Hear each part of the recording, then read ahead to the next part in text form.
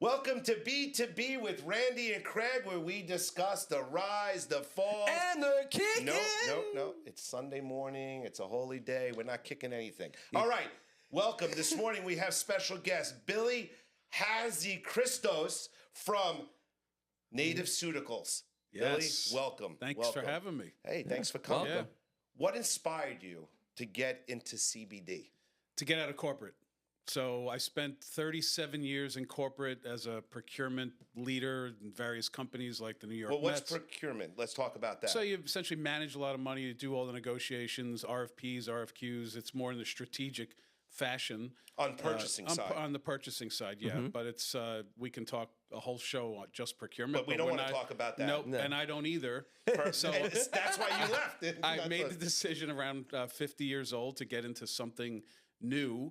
But there was 3 criteria that I had to stay focused on. Okay, one, it had to help people. Second, it had to be in an emerging market. And most of all, I had to have fun. And the hemp space, the cannabis space is the place to be that nails all 3 of those criteria. And New York is so early in its journey on cannabis and hemp that I guess your point of entry couldn't have been better. It's going to be phenomenal. The future looks bright. The state's doing what we think is the right thing for license holders. But there is such a demand for high quality, what we say CBD. Everyone's heard of that. Right. Mm-hmm. But it goes way beyond just CBD. And dispensaries are actually calling us because they're losing sales because customers want products that don't get them high. So in regards to what you went to school for, did you go to school for, college? Yeah, for... he went to school and got. He didn't go to school for it. I want to pick my words. We're on the radio. I don't know. Yeah, no, I actually have a degree in technology from NYIT. I was a computer programmer. I started that. I was going to be a systems analyst, but that doesn't sound fun. That changed. I instantly got into facility management, building buildings for companies and renovate. Yeah, I want to back up to something that you said before. When we asked him how you got into the space or why this space, the one thing he didn't talk about is financial yet. Right. Okay. You got to be able to make money, whatever you decide to do. Sure. But it doesn't necessarily have to be the criteria that you makes a decision to get into the space. Yeah, I mean, listen, if anything, you do it right, the money will follow. But again, you got to stay pinpoint focused on the dream and the reason why you're getting into it. And the reason I asked that question, Billy, is I think that, there's a lot of people out there that are deciding what their journey is going to look like. Mm-hmm. And I don't know that financial needs to be the first decision when you're picking to make the journey. As you just said, the money will follow. I mean, you got to pick the right thing. I mean, you can't just say, I love to, I want to raise unicorns. Well, you're going to go out of business. Well, you can. There's no unicorns. But again, whatever that is, there's got to be a passion. Again, I use the term emerging market. You got to really follow the trends, see where business is going, and again, the rest will follow. So with that being said, and we're talking about that this space is so young, especially in New York, what does the competitive landscape look like today? In the hemp space, which is what I am, it's very limited in terms of what we say, the efficacy of the product. So there's not a lot of really good quality formulations that are out there. We're unique where we actually grow our own hemp and we follow the entire process through our manufacturing. We have a chief scientist who makes all of our formulations. You're our chief scientist Craig's my chief scientist. Well, it's called seed to shelf. So seed to shelf. Right. So you're a grower. Well, not you personally. Yep, you have a the farm. company. Yep. The company has a farm that they're growing their own product. Yep. And that product is turned into CBD, processed into CBD versus THC. Can you give us a little, a quick education for the difference that people don't, if they don't know? So cannabis is a term that everyone's heard. They instantly think that it's just marijuana. It's not. It's hemp is like the cousin to marijuana. Both of them have the boring cousin. They both have amazing medicinal value, but the hemp plant will not get you high. So generally, if you have pain, anxiety, sleep, gut problems, dementia, Alzheimer's, really anything that someone's taking a what about pill losing for, your hair? We used to make a hair tonic, but sadly we discontinued it. Yeah. Sadly for me, you didn't buy enough. I didn't get it. But it's really about there's no THC, which is the component that gets you high. So it's basically, God forbid, someone's dealing with coming off a cancer and they're going through chemo and so forth. Sure. maybe they need to, you're saying they would need potentially the side effects of what the health benefits. The medicinal value, thank sure, you. yeah. I couldn't figure out the word, but they won't get high. They won't get high with hemp. Now if you do suffer from cancer or side effects from cancer, I am a cancer survivor, so I understand it. Nice. Love to have you here. Nice. Yeah, thanks. Nice fight. There are some doctors that will suggest a little bit of THC. We just don't play in that space, but that doesn't mean it's a bad thing. I get it, but for someone that does not want to get high, you have alternative. Absolutely. And don't be afraid to go into these dispensaries that are opening. It's not all about marijuana and getting high. Think of it as a medical facility. That's what will happen over time, and we are in those dispensaries. So is CBD like legal everywhere? Can I literally go into a 7-Eleven, Target or whatnot and find a bottle or something of CBD? Yeah, what is it? And that's a good question we'll ask next. What is it available in what forms? Yeah, so don't go to a 7-Eleven, don't go to a Target and buy that. If you do, make sure you're an educated consumer and understand exactly what's in the product. How do I get educated? You call us. You can call us. You can go on our website, longislandhemp.com, and chat directly with us or one of our medical consultants, if you will. Right. Go into a dispensary and ask questions. How does this stuff work? work? I did, like, foolishly. I left my phone. I apologize. That's okay. What is in this? What's in the product? Just like you buy cereal or you go buy whatever you're buying. Like, Look at the ingredient. Look at the ingredients. There's a lot of companies that use preservatives, artificial flavors, chemicals. We do not. I mentioned before about seed to shelf. Yes. Mm-hmm. That's like farm to table, I guess. Exactly. But, okay, in the food world, right? I get it. We ensure that there's nothing else in there except the good stuff that really makes you healthy and not bring high. me back to the 3 reasons when we started out. What were your 3 reasons? Your why? It has to be in an emerging market. Okay. It has to help people. Bingo. So far, two of the 3 we've covered. Right. And it has to have fun. You got to be fun. I could tell you the cannabis space, whether it's marijuana or it's the hemp, we are such a small community. Every time we're at events, we see each other. Everybody supports one another. It's an amazing industry to be in. And it's an industry. I mean, let's face it. Mm-hmm. It's a real industry. The first year that marijuana was legal in New York with dispensaries, there was $1 billion in sales. And does that include hemp? Is that included in that, CBD? It does, yeah. So that's interesting because the number of dispensaries, even on Long Island, is less than 12. Not a lot. Not a lot. Right, and we're hitting those kind of numbers. Yeah, there's more upstate right. and in the Finger Lakes, but here on Long Island, Manhattan, the Bronx, which is the areas that we predominantly focus on, things are going really, really well. Can a consumer? I'm sorry, Craig. Can a consumer buy direct from you? Sure. So give us that website one more time. LongIslandHemp.com. And a phone number? 631-707-5887. But the website, when you go there, you'll see all of our products. There'll be a blog for education. I also suggest someone who wants asked about education. Yeah. Go to Native Ceuticals Long Island on YouTube.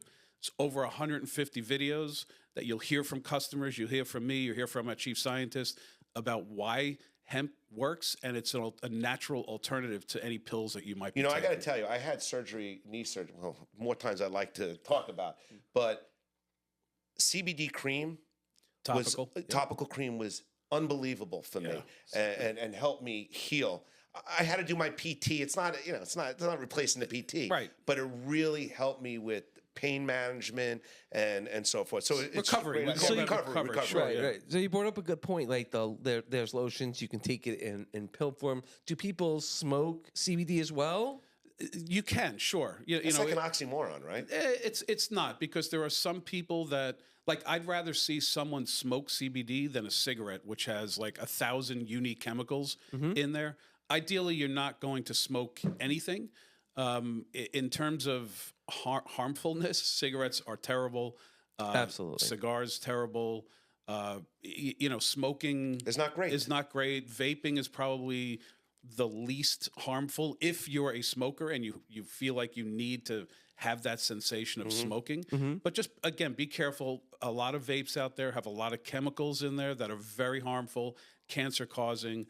But we decided as a company not to make pre-rolls or vapes because we're really about health and wellness. Health and well-being. Yeah. And that's great. And if you want to learn about it, like you said, you can go on his website. You don't have to purchase, but education's there. And I think you want to be educated before you start going into 7-Eleven. Right. You don't want to go to 7-Eleven. No, so let's talk. So you have an emerging market. There's a lot of people that are uneducated or miseducated. Or scared or nervous. Or scared, nervous, whatever it may be. Yep. And so that's a challenge, obviously, that you're facing. And I got to believe education is a tremendous challenge.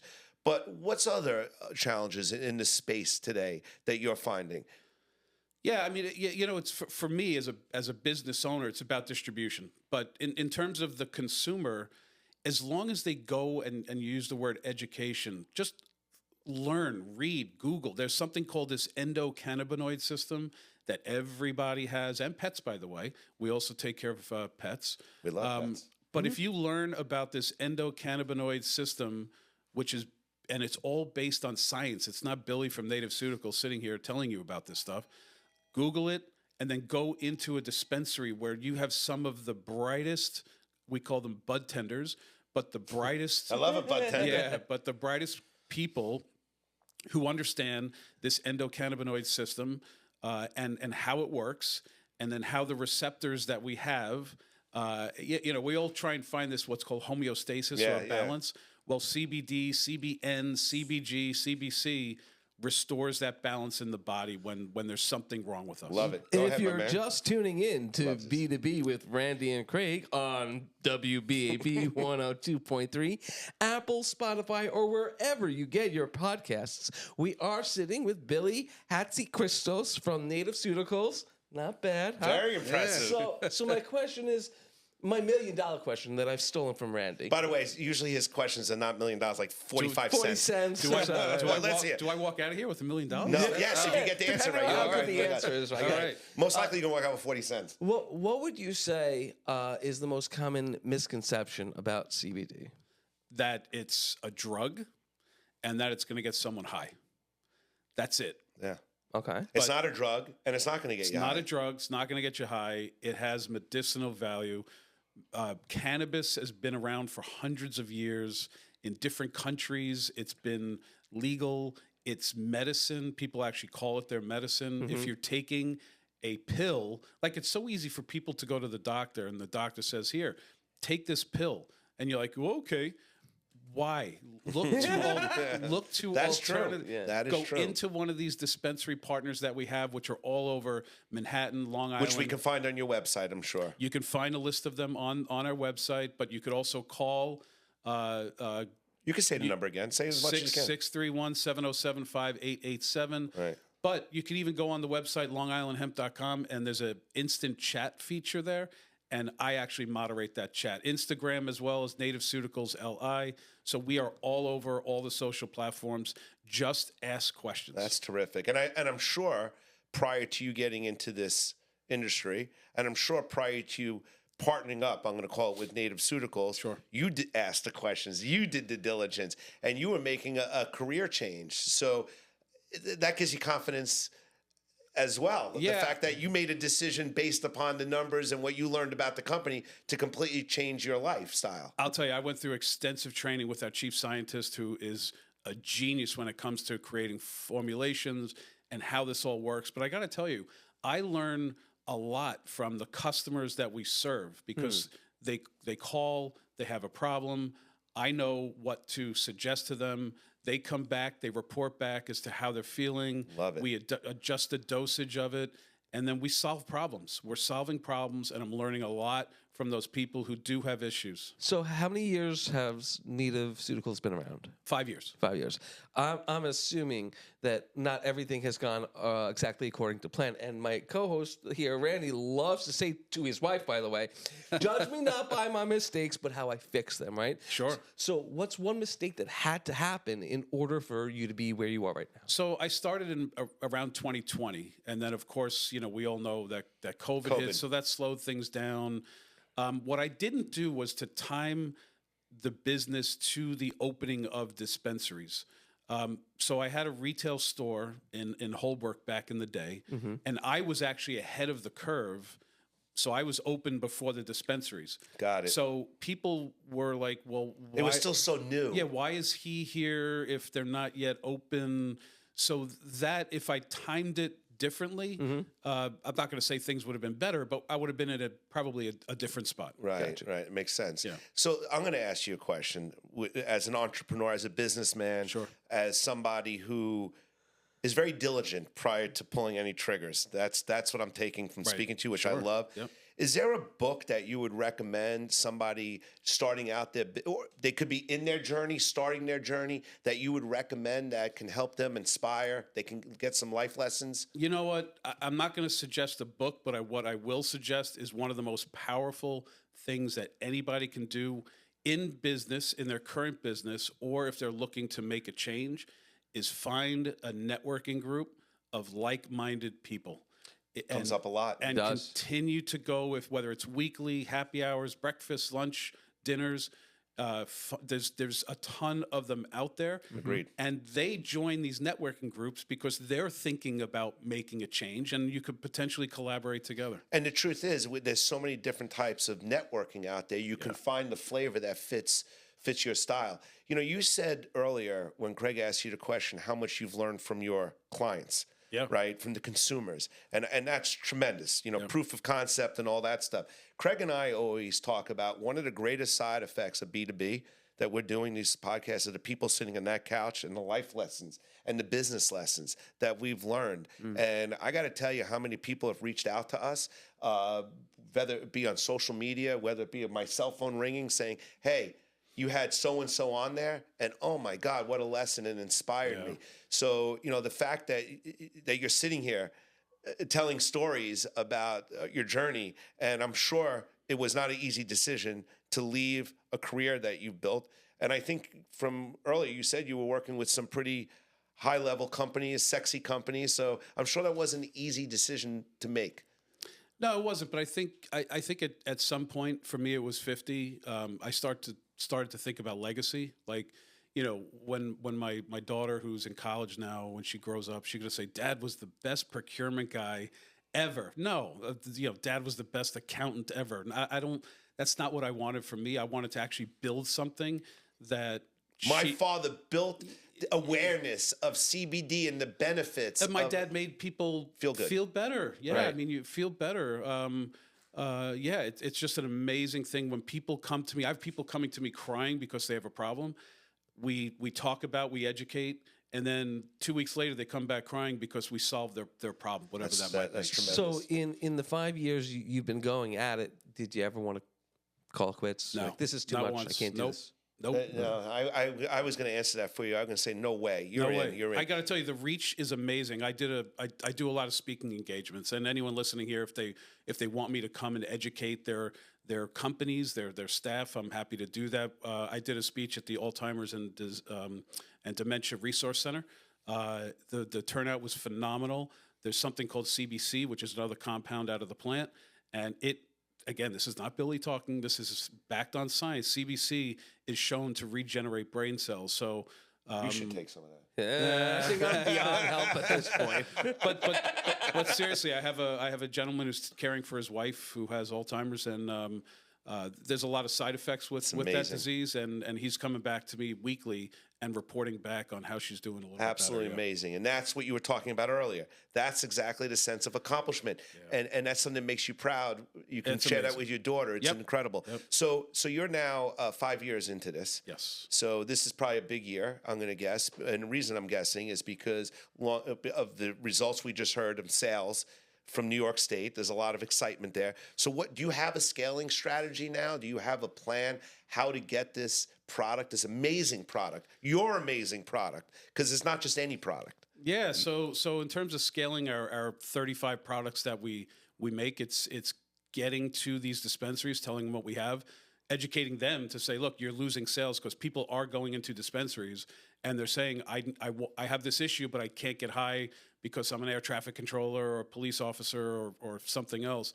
Then they're calling upon us to get our products into there. But what we're also doing is we're going a little wider with verticals, different verticals. So we're going to bring in other complementary products, maybe create a different brand here and there. I like it. Yeah. So what he's saying, Craig, if I'm understanding correctly, maybe you're not going to go to a dispensary. It's just something you're not going to do. Right.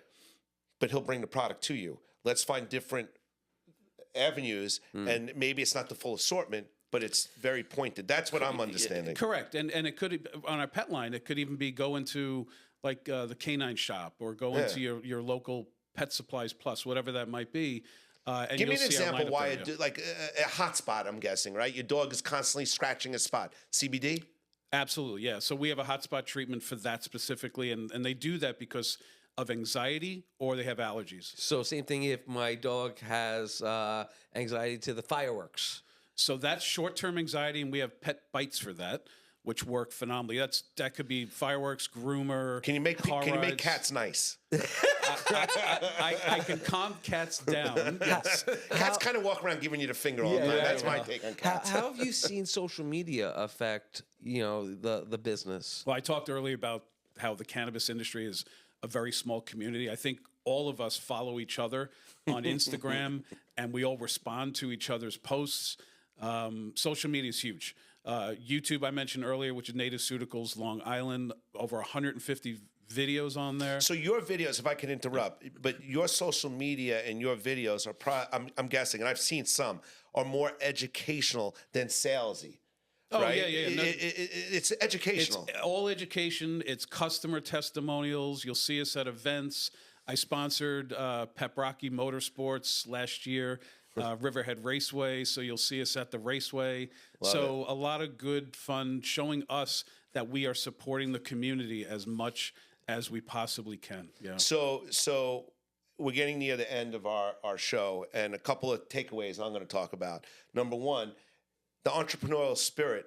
Just because you're working for somebody, don't let that spirit never go away. Right. You know, Billy is not my age, but those on the radio, he's also not 25 years old. No. So you made a decision later in life. You were in your late 40s, I'm going to guess, when you made that decision. Yeah, I'm going to say 50, and now I'm 55. Well, that takes a set of what Craig would like people to kick people in, but we're not going to talk about that. So I have a lot of respect for that, but I love your inspiration and why you're doing what you're doing. And we always talk about when you're going to take on a business, what problem you're solving, what solution you're offering people. That is a very important criteria. And I also learned never say no. So just a real quick side story. So I have Native Ceuticals Long Island.